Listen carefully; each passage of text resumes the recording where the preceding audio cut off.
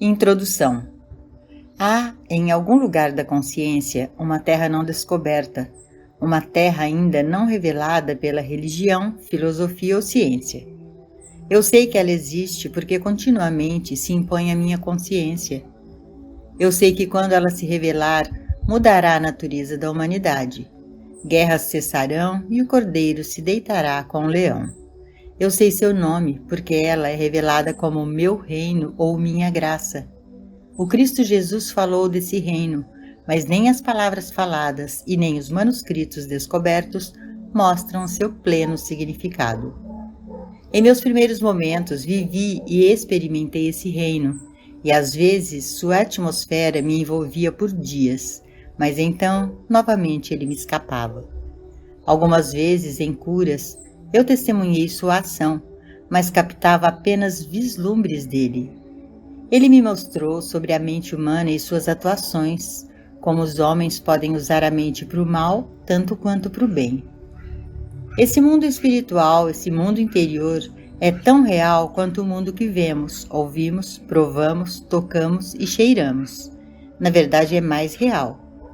Tudo aquilo que conhecemos pelos sentidos eventualmente muda e desaparece. Mas esse mundo interior, essas glórias espirituais que são reveladas a nós, essas luzes espirituais que nos guiam para o tabernáculo, nunca desaparecem. Esse é o mundo que o Mestre Cristo Jesus revelou, um reino que existe bem aqui onde estamos, desde que recebamos o Espírito de Deus em nós. Ele já está estabelecido aqui na Terra, esperando apenas pela nossa percepção e pelo nosso reconhecimento dele. Encontrar esse reino não nos tirará de modo algum do mundo. Estaremos no mundo, mas não seremos dele. Vamos desfrutar de todas as alegrias e coisas boas que fazem de uma vida plena e afortunada. Não nos tornaremos ascetas, mas não mais desejaremos ou esperaremos por essas coisas. E ainda que aspectos da riqueza façam parte de nossa experiência, estaremos totalmente livres delas interiormente, porque todo o nosso ser será vivido em Deus. O mundo místico é um mundo real, é um mundo de coisas e pessoas, formado pela consciência esclarecida e iluminada. E como nos tornamos esclarecidos e iluminados? Como entramos nesse mundo místico? E o que é misticismo? O misticismo é a experiência da união mística ou da comunhão direta com a realidade última, relatada pelos místicos. É uma teoria do conhecimento, é a doutrina ou a crença de que o conhecimento místico, direto de Deus, da verdade espiritual, da realidade final, pode ser atingido através de intuição ou iluminação imediata, ou insight, de forma diferenciada da percepção sensorial comum. A mensagem mística de todos os tempos é sempre a mesma. A linguagem e a abordagem podem ser diferentes, mas a mensagem e a meta, chegar a uma união consciente com Deus, isso nunca muda.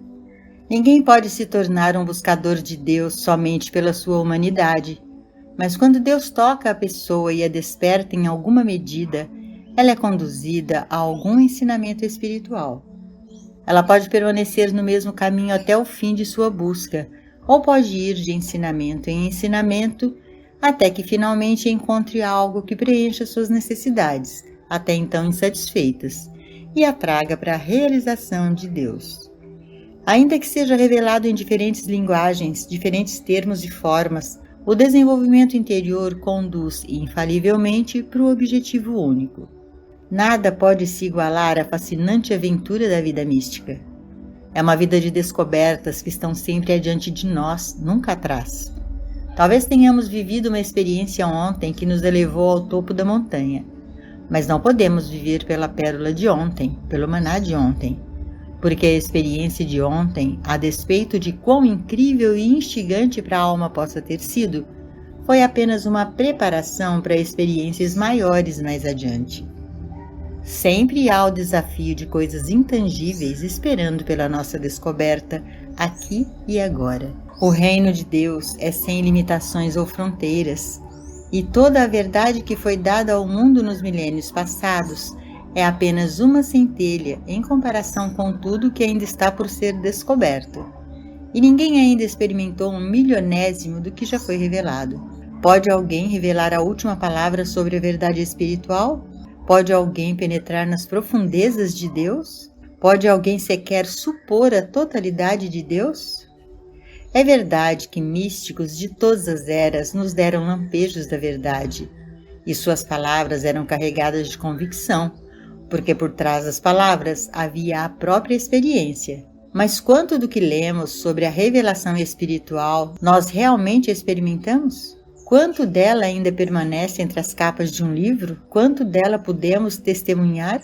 Quanto de verdade chegou como desenvolvimento interior, renovando a força e o poder dessa revelação? Todo aspirante do caminho espiritual deveria estar constantemente alerta para alguma revelação original da verdade. Mas se ele estiver satisfeito em se manter apenas nas palavras, sem mergulhar em busca de significados mais ricos e mais profundos, dos quais essas palavras são apenas símbolos, então ele não é alimentado a partir de dentro, mas somente pelas páginas de um livro. Tinta preta não tem bom sabor, e nem páginas impressas podem sustentar essas pessoas que estão vivendo da palavra impressa, que continuarão tão mal alimentadas quanto aqueles que sofrem de desnutrição. A substância capaz de sustentar alguém, encontrada em palavras impressas ou gravadas, está na verdade que pode ser trazida à consciência. As verdades reveladas na literatura espiritual são sementes plantadas na consciência, e se essas sementes são plantadas no solo fértil e ativo da consciência, elas brotam e dão frutos. Mas se são semeadas na consciência adormecida, inconsciente, morta ou vivendo na forma, no ritual ou pelos pensamentos de ontem, não podem brotar e amadurecer. Cada palavra da verdade que ouvimos ou lemos deveria ser tomada como semente em nossa consciência, a qual deveríamos nutrir e cuidar. O solo deveria ser fertilizado com meditação, ponderando e colocando-a em prática, até que no momento de silêncio e serenidade, as sementes podem romper-se, criar raízes e darem frutos. Portanto, o que lemos não pode ficar estagnado. Sempre há a expectativa de que o próximo parágrafo tenha a pérola de grande valor para nós. O próximo parágrafo, ou aquele que leremos amanhã, pode ser a pérola também para o nosso vizinho ou alguém mais. Não existe algo como uma única pérola. A vida espiritual é como um colar envolvendo todo o globo, um colar de muitas pérolas. Toda declaração da verdade é uma pérola, cada princípio é uma pérola. Cada experiência, quase toda meditação, se pudermos buscar isso mais fundo dentro de nossa própria consciência. Cada grão da verdade deveria ser usado como um degrau ou uma ponte para nos levar a um conhecimento mais profundo, permitindo que mais e mais verdade possa vir à tona, conforme avançamos em nossa viagem. No entanto, se não estivermos em alerta, mantendo mente e ouvidos abertos, bem abertos para o que está à nossa frente, será a mesma coisa que cruzar o oceano no pequeno barco, adormecido no leme. A literatura espiritual e os princípios espirituais certamente são degraus e pontes pelos quais podemos prosseguir. Mas degraus e pontes que levam aonde? Sempre para nossa própria consciência. Esse é o único lugar para o qual um verdadeiro ensino espiritual pode levar, para nossa própria consciência. Deus não faz diferença entre as pessoas. Tudo o que é possível para um é possível para todos, mas somente para aqueles que buscam. Busque e encontre, mas busque dentro do reino de sua própria consciência. A sua e a minha consciência são tão infinitas quanto a de qualquer vidente espiritual, e qualquer grau de desenvolvimento que tenha uma alma iluminada, nós também o podemos ter, no mesmo nível de profundidade. Podemos não expressar esse infinito em toda a sua plenitude, mas sem dúvida, essa é a verdade sobre nós. No entanto, a despeito de quanta verdade possa revelar-se para nós, ou quantas experiências de natureza espiritual possamos ter, tão logo tenham servido a seus propósitos, deixemos elas saírem de nossa memória e olhemos para frente, porque as próximas serão maiores. Se deveríamos escrever uma centena de livros sobre a verdade ou curar 100.000 pessoas, nunca acreditemos que chegamos ao fim de nossa consciência, pois ela tem uma profundidade muito além daquela do oceano, e uma circunferência maior que este inteiro universo e quaisquer outros universos ainda desconhecidos.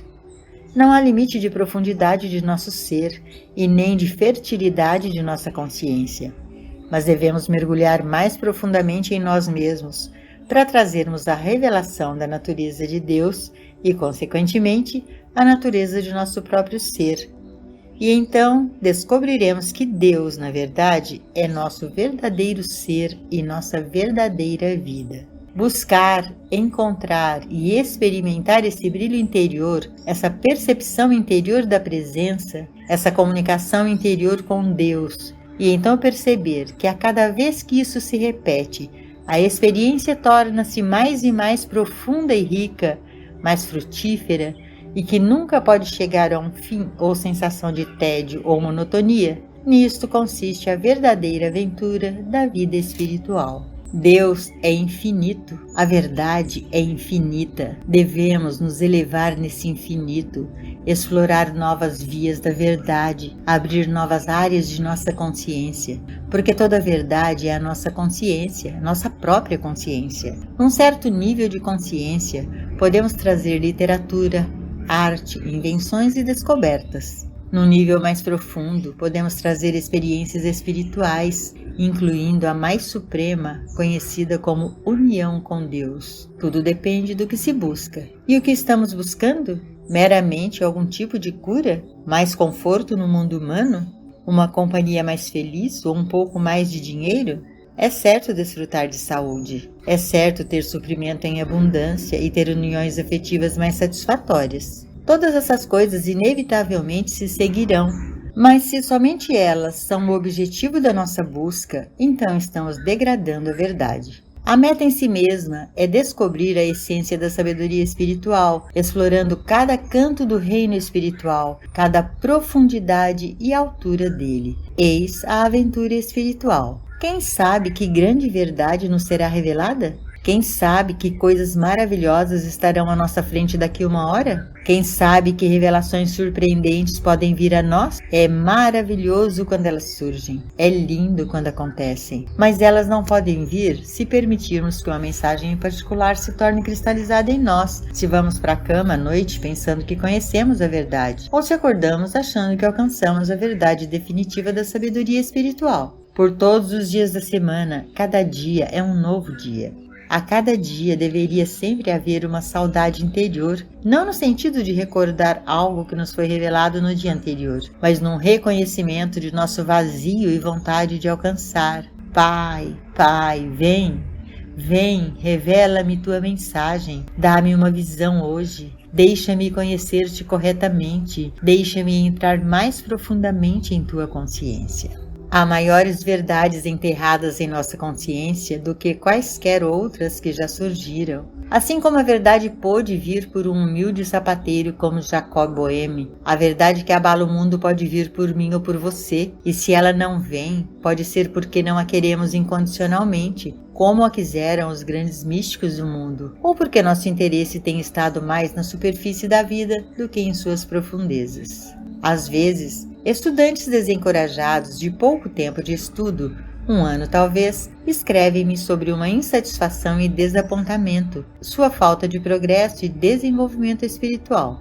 Minha resposta é sempre, mas somente em um ano?